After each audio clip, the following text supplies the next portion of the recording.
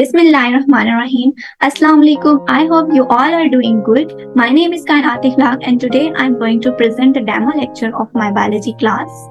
The topic of my demo is cell cycle and today we are going to cover definition of a cell cycle, phases of cell cycle, interphase, G1 phase, S phase, G2 phase and G0 phase.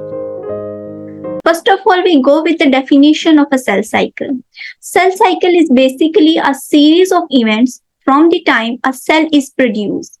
It means that ये उस वक्त इसमें सारे वो series of events आ जाएंगे उस वक्त से जबकि एक सेल प्रोड्यूस होता है until it completes mitosis and produce new cells और फिर वो माइटोसिस को कंप्लीट करता है और अपने जैसा दो न्यू सेल्स बना देता है. Just like it is depicted in this figure, a cell is produced and then it completes a mitosis and produces a two identical cells like itself. And these two identical cells can be called as a daughter cells. Then we go with the phases of cell cycle. There are basically two phases of cell cycle. First one is a interphase and the another one is a mitotic phase. Interphase is basically a long phase. It comprises 90% of cell cycle. During the interphase, cells metabolic activity is very high. What does mean by the metabolic activity? During this phase, a cell produces more proteins, more enzymes, more organelles. So during that, its metabolism, its reactions within the cells are very high. Why the cell metabolic activity is high? Because cell prepares itself for next meal. Cell की metabolic activity क्यों ज्यादा होती है? Cell उस वक्त में ज्यादा से ज्यादा प्रोटीन्स बनाता है, अपने जैसी ऑर्गेनेल्स बनाता है और इस वजह से करता है क्योंकि एक सेल ने दो सेल्स में डिवाइड होना होता है तो उसे अपना मटेरियल दो सेल्स में इक्वली डिस्ट्रीब्यूट करना होता है. बिकॉज ऑफ दैट वो अपनी मेटाबॉलिक एक्टिविटी को ड्यूरिंग द इंटरफेस हाई करता है. The another one is a mitotic phase. The mitotic phase is a short phase. Short phase का मतलब ये है कि mitotic phase जो है वो just 10% जो है वो आपका cell cycle में count करता है. ये interphase से छोटा होता है and it alternates with interphase, which means that एक सेल की लाइफ में इंटरफेज आता है, फिर माइटोटिक फेज आता है और वो न्यू सेल्स बनाता है और वो न्यू सेल्स अगेन इंटरफेज में जाते हैं और ये दो फेज आपस में अल्टरनेट मैनर में आते रहते हैं. Now we are going to discuss about interphase. Interphase have four phases which includes G1 phase, S phase, G2 phase and G0 phase. As this figure is depicting that interphase has three main phases which are G1 phase, S phase and then G2 phase. But it has another phase that is a G0 phase about which we are going to discuss in upcoming slides. First of all, we are going to discuss about the G1 phase. G1 phase stands for first gap phase. During the G1 phase, cell cycle starts. It means G1 phase के दौरान cell cycle बिल्कुल शुरू होती है. During G1 phase, cell increases its supply for proteins. Cell proteins की supply increase करता है, number of organelles को increase करता है, like उसके अंदर जो माइटोकॉन्ड्रिया है वो उनके नंबर को increase करता है, राइबोसोम्स के नंबर को increase करता है, सेल अपना साइज बड़ा करता है. Why the cell grow in size? इसका रीजन क्या है? Cell grow in size because as we have seen that during G1 phase cell increases number of proteins, number of organelles. तो सेल के पास जो already number of proteins organelles थी वो अब double हो चुके हैं. तो उन सबको अकोमोडेट करने के लिए सेल को अपना साइज भी बड़ा करना पड़ता है. And also the cell increases the synthesis of enzymes which needed in the next phase, that is the S phase. As in the previous figure, we have seen that after the G1 phase, there is a S phase. So इस S phase के दौरान जो भी cell को enzymes required होते हैं, वो cell G1 phase के दौरान क्या करता है? Prepare कर लेता है. Then we are going to discuss about the S phase. S phase stands for synthesis phase. During the S phase, cell duplicates its chromosome. What are chromosomes? Chromosomes are basically X-shaped structure which are present in our nucleus and chromosomes comprises our DNA. DNA, what is a DNA? DNA is genetic material. So, cell during the S phase in chromosomes के number को double कर लेता है. Each chromosome consist of 2 sister chromatids. और अगर हम एक chromosome की शेप देखें तो एक जैसे कि एक सेल था और ड्यूरिंग द एस फेज उसने क्या किया, अपना नंबर ऑफ क्रोमोसोम इंक्रीज कर दिया। ये एक सिंगल क्रोमोसोम था, उसने अपने आप को डुप्लीकेट कर लिया है, अपने जैसे 2 क्रोमोसोम्स बना लेंगे, एक क्रोमोसोम ने 2 क्रोमोसोम्स बना लिए।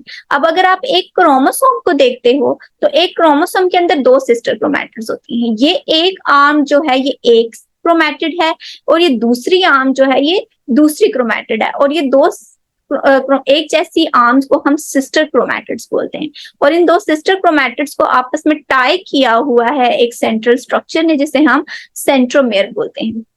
ओके, ये 2 क्रोमैटिड्स जो हैं ये आपस में सिस्टर क्रोमैटिड्स हैं। लेकिन अगर आप ये yellow one and the orange one को देखो तो ये 2 आर्म्स आपस में नॉन सिस्टर क्रोमैटिड्स होंगी। So during the S phase जो आपका सेल है वो अपने क्रोमोसोम को डुप्लीकेट करता है, मतलब अपने क्रोमोसोम का नंबर डबल कर लेता है। वो डबल क्यों करता है? क्योंकि हमें पता है कि ड्यूरिंग द सेल साइकिल एक सेल डिवाइड होकर 2 डिफरेंट सेल्स बनाता है, तो वो आधे आधे क्रोमोसोम दोनों सेल्स में डिस्ट्रीब्यूट करने के लिए अपने नंबर ऑफ क्रोमोसोम को डुप्लीकेट कहां पर करता है? During this S phase. Then we are going to discuss about the G2 phase. G2 phase is a second gap phase.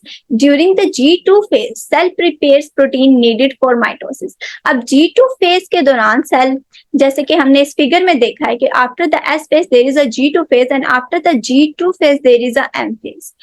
तो सेल जो है जो भी उसे प्रोटीन एम फेज में चाहिए वो उन्हें G2 फेज में प्रिपेयर करता है। जैसे कि जो एंजाइम्स एस फेज में चाहिए थे वो प्रिपेयर हो रहे थे G1 फेज के अंदर, तो सिमिलरली सेल को जो प्रोटीन्स जो भी एंजाइम्स एम फेज में चाहिए वो उन्हें G2 फेज में प्रिपेयर कर लेता है।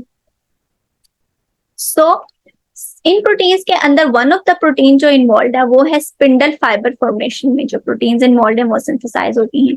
स्पिंडल फाइबर्स क्या होते हैं? स्पिंडल फाइबर्स ये ग्रीन कलर के थ्रेड्स हैं जो क्रोमोसोम को पकड़ के रख रहे हैं यहाँ पर। सही है, आने वाले नेक्स्ट लेक्चर्स में हम देखेंगे कि स्पिंडल फाइबर होता क्या। बेसिकली अभी तक के लिए इतना है कि आप कि G2 फेज में जो प्रोटीन बनी उनमें से एक प्रोटीन ऐसी है जो कि स्पिंडल फाइबर फॉर्मेशन में इन्वॉल्व होती है, and the spindle fibres are these thread-like structure which are bound to that chromosome. Then now we are going to discuss what will happen after the G2 phase. यानी कि G2 phase के बाद cell कहाँ जाएगा? It has 2 ways after the G2 phase. It can either enter into mitosis or it can either enter into G0 phase.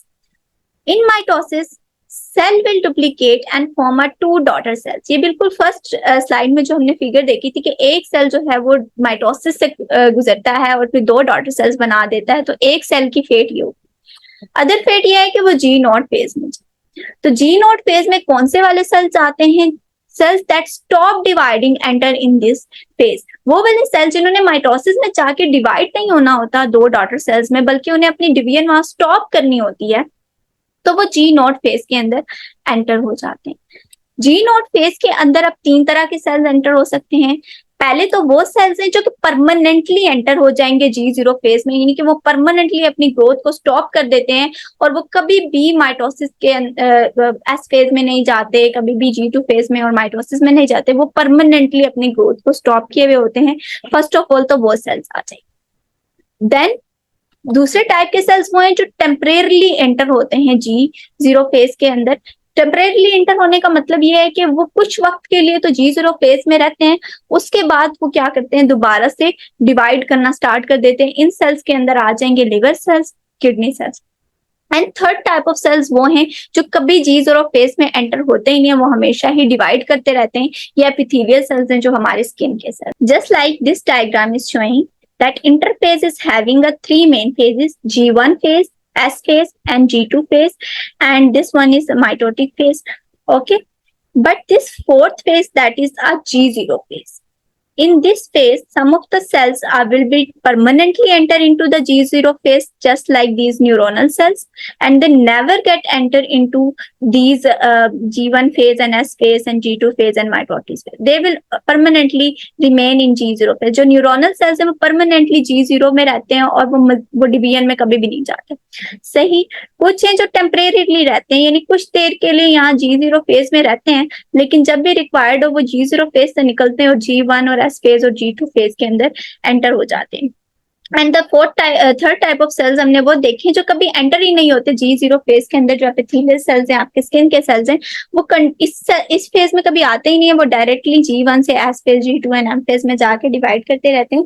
इसी वजह से जब भी आपको कोई जख्म होता है तो उसकी हीलिंग बहुत जल्दी होती है, वहाँ स्किन में न्यू सेल्स बहुत जल्दी ग्रो करता है। Now move towards the revision. What we have discussed in today's lecture. First of all, we discussed about the definition of a cell cycle. Cell cycle होता क्या है? Cell cycle series of events during which a cell is produced and it moves through the mitosis and produce two new cells. Cell cycle को हमने दो phases में divide किया था, एक इंटरफेज के अंदर एंड अदर वन जो कि माइटोटिक फेज था। इंटरफेज पे हमने देखा था कि उसमें फर्दर 4 फेजेस आ जाते हैं, एक G1 S phase, G2 phase and G0 phase, and one by one हमने इन चारों फेजेस को डिस्कस किया है। In the end, thank you. I hope today's lecture will be understandable to you. See you in the next video. Allah Hafiz.